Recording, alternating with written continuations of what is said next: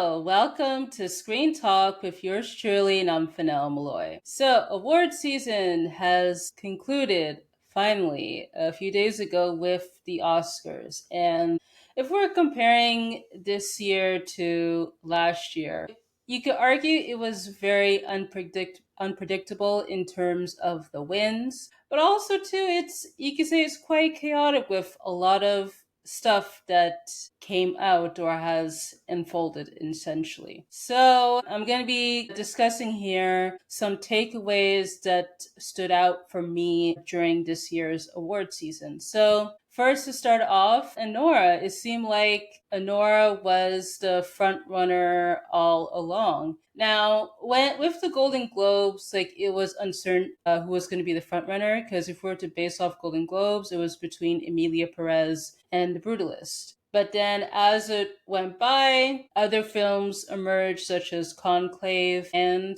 Anora. And it seemed like since Anora dominated DGA, PGA, and WGA, it essentially was going to be victorious at the Oscars, and eventually that did. Now, some would argue that Conclave was in the mix because it did well at the BAFTA Awards and SAG Awards, I would say, with the ensemble win. But at the end, it was Anora. And I would say, yeah, those wins were rightfully deserved for Anora. With the Oscars, it won 5 awards, the most of the night, which were Best Picture, Director, Actress, Original Screenplay, and Editing. And it goes on to my next point that essentially with this year's award season, it celebrated independent cinema, which is quite fascinating. Now, I do wonder if this is due because with the voting bloc has become more international. I'm like, sure. But also, too, I think it shows that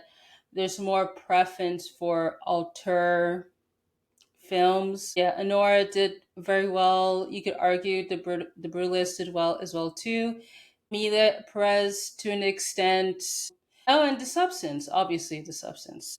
Yeah, like there was a lot of preference for more auteur indie films, and those should be celebrated, of course. Oh, and I forgot Flow, because Flow did well at the Oscars with the animated feature win. And people were like uncertain if that film was going to win because it won Golden Globe for animated feature, but it lost, I believe, what was it, at the Annies and the BAFTAs and Critics' Choice. But at the end of the day, it shows that passion is what matters, and Flow ended up being victorious. And the same thing applies to with I'm Still Here. Yeah, that movie was phenomenal when I first saw that in theaters. And yeah, I was glad that movie ended up winning the International Feature Award. Because you could argue that, sure, with Emilia Perez being divisive and all that stuff, but I think really at the end there was a lot more passion with I'm Still Here. And yeah, Brazil came up on top. And so despite like the awards season celebrating like in a lot of indie films for the most part, there was some controversy that came out. So we have to talk about AI, for instance. So, yeah, AI is still a hot button topic. So, 2 films, there were some scandals with AI. So, we had The Brutalist and Emilia Perez. Now, with Emilia Perez, it seemed like it wasn't talked about that much because honestly, that movie has 99 problems. But yeah, with The Brutalist, that kind of took a lot of the brunt with the whole AI thing. Now, from my understanding with that movie, it seemed like the process is similar to what happens with post production with ADR, but it seems like for this instance, AI software was used. That's from my understanding of this. Now, I would have preferred AI was not used because honestly, it seems like these days is used for a lot of different stuff, both good and bad. So I don't know. I have my mixed feelings with AI, but it just seems that as time goes on, like almost everything is used with AI. So I honestly prefer like there should be a larger conversation with AI in general, as opposed to just it down to the specific films. I don't know if The Brutalist was the first movie to use AI, but at this point, with all these different stories coming up in relation to AI, it's not going to be the last for sure. But I think, yeah, the larger conversation on AI needs to be discussed. That's more interesting and all that stuff. And what was I else going to say? Yeah, and with Emilia Perez, from what I gather, apparently it was used from scratch for Carla's singing voice. I did not get that choice, to be honest. I don't understand it really. But yeah, I was just like, when all that stuff came out, like, I saw there were a couple people try to come up with excuses and be very selective in terms of which films were acceptable to use AI, which ones were not.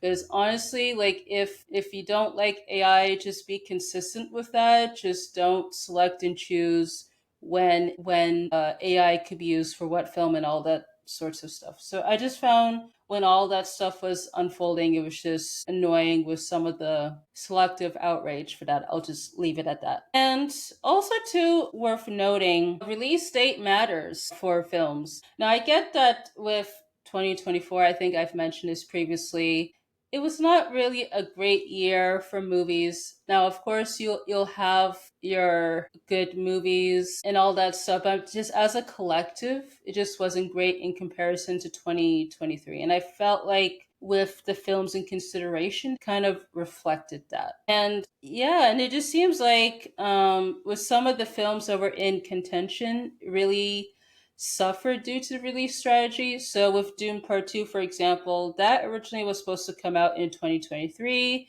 And I believe due to the strikes and all that stuff, they push it to 2024. And honestly, I think that was a mistake because had, let's say, it got released, let's say, during the summer, maybe it could have done a bit better. But I do wonder too, though, had it actually came out in 2023, would it have done better during awards? I'll be honest, I doubt it. I think Oppenheimer would have swept those categories. I mean, except for visual effects. I think Dune would have still got visual effects, but I think outside of that, Dune wouldn't have done well. But I don't know, like, just based on some of the anonymous ballots that I've seen, it felt like it didn't matter at the end because some of the voters, I guess, did not like Dune Part 2 for their own reasons. And I would say too, Sing Sing was another film that suffered due to its release strategy. Because that movie, I think it first came out in July 2024, but then it just did, like, it did a platform release, if that's what it's called, where it'll release slowly within weeks and all that stuff. And I did not agree with that release strategy. Honestly, they could have just did a limited release and then go wide either within the week or next week, so forth.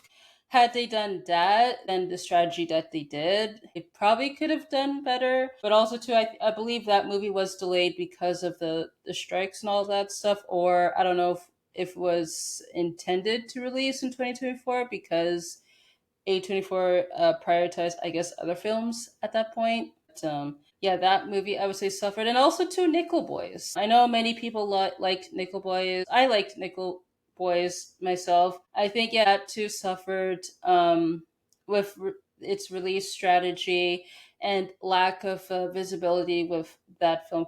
Maybe like if it, let's say, did limited release, then expanded would have done better. But yeah, it that movie, yeah, unfortunately, I mean, it did pick up awards here and there, but it wasn't the runaway hit, I suppose, on that front. And lastly, last takeaway, Emilia Perez, or The Curious Case of Emilia Perez. Honestly, I did two videos on Emilia Perez, and yeah, honestly, I'm still surprised why it got a lot of awards and all that stuff because the movie was not that great. But it seemed like, despite what the people thought, and some critics to an extent, the industry, they really liked this movie. And then once the scandal involving Carlos Sofia Gascon happened, that changed. But I mean, Zoe Saldana still won the Oscar for her performance in the movie, and El Mal won for original song. And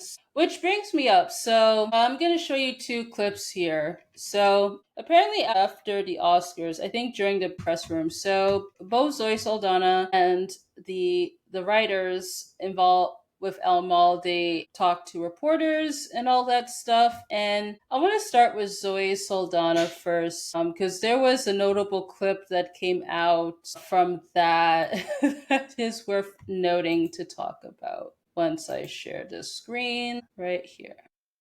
And as you can see here with this video, it has 1.6 thousand downvotes to 420 votes. I mean, that's insane.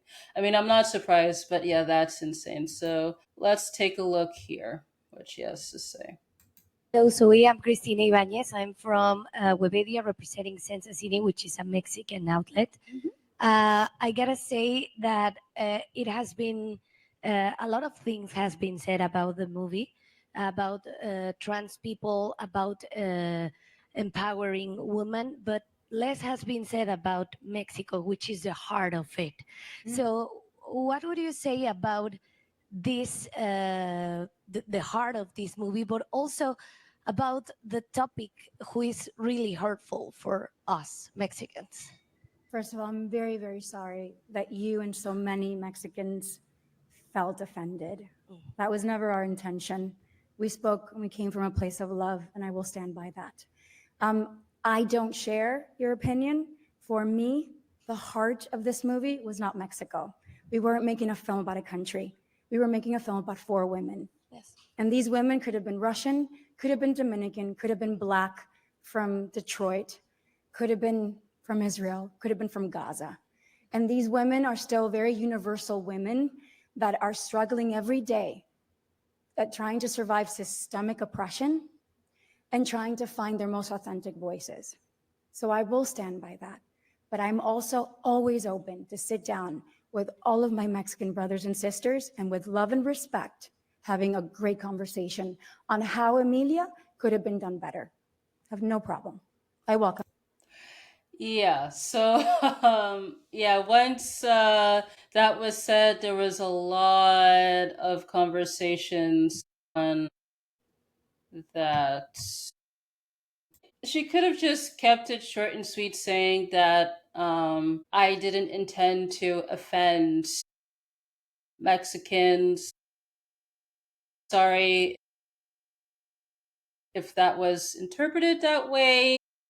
I'll do better next time. I don't know. Just keep it short and sweet, for example. But it comes across as very dismissive and quite tone deaf, to be honest. And the fact she's saying, "Oh, it's focusing on 4 women as opposed to Mexico," I'm like, really?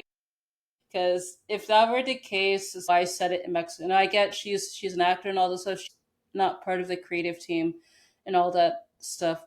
Yeah, it was not a great response. I want to see some of the comments here.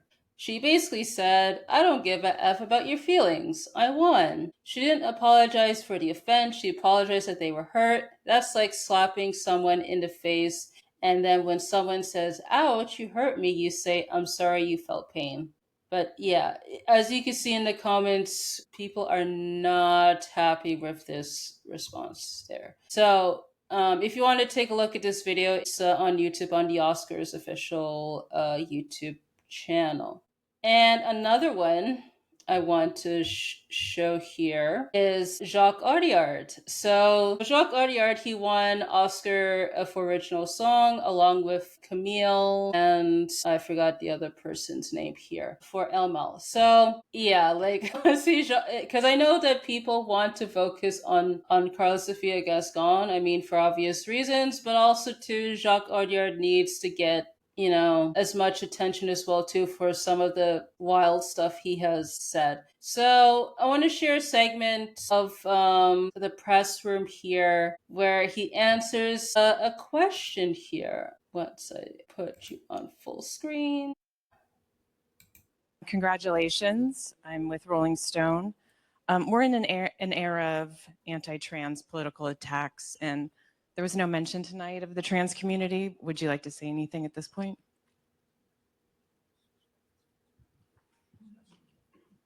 Comme je n'ai pas eu le prix du meilleur film ou le prix de Best Director, j'ai pas pu prendre la parole. Et sinon, je l'aurais prise.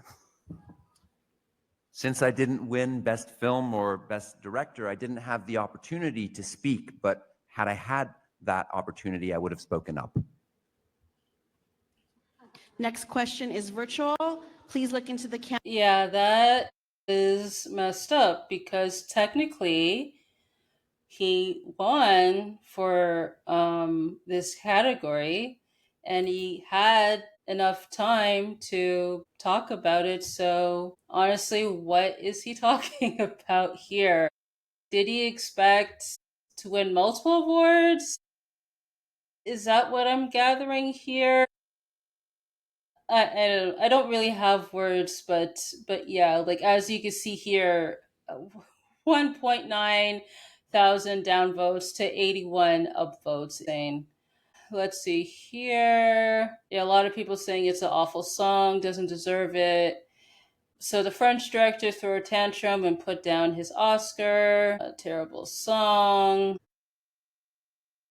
Yeah, a director needs to set aside his ego for a bit. The song will be forgotten in a week. But yeah, like honestly, I don't know what he was thinking here with this response. But yeah, that's all that I really have in terms of takeaways. But I would love to know, what are your thoughts on all this? What stood out to you during award season? What were your favorite wins or losses? Were the controversies warranted? Were they not? Let me know in the comment section. So also too, if you want to support me, you could visit buymeacoffee.com/Nomfanelo. You could donate either one time or monthly, but also too, you could follow me there. I've been posting some stuff there. Yeah, you could check it out on Buy Me a Coffee. Also, too, if you want to follow me on social media, my links are in the description. And I want to say thank you so much for tuning in, and I hope to catch you on the next one.